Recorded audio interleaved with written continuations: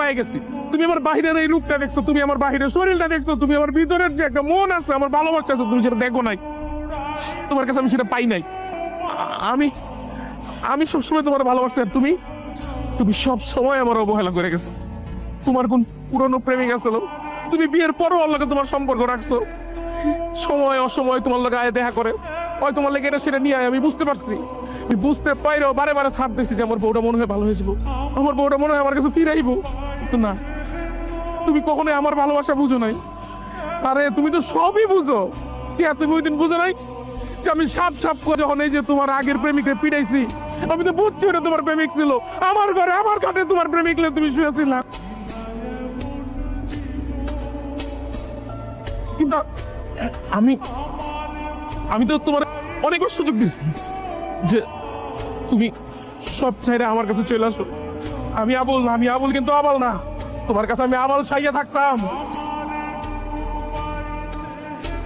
আচ্ছা, তুমি তুমি আমার ভালোবাসতে তোমার সমস্যা কি?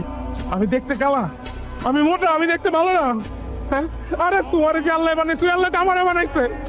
ওই আল্লাহ আমারে যেভাবে বানাইছে মাটি দিয়ে, তোমারও ওইভাবে বানাইছে। আল্লাহর কাছে কোনো ভেদাভেদ নাই। এই ভেদাভেদ গুলো সৃষ্টি করছো তোমরা মানুষরা। যে তুমি কালা, তুমি মোড়া, তোমার ভালোবাসা যাবো না। আমি সুন্দর, আমার ভালোবাসো। আমি সুন্দর, আমি বিয়ার পরে প্রেম করবো। এগুলি ভেদাভেদ তৈরি করছো তোমরা মানুষেরা।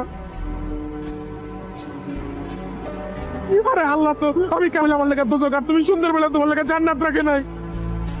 মানুষের কর্মফল মানুষের দোজক জান্নাতে নিয়ে যায়।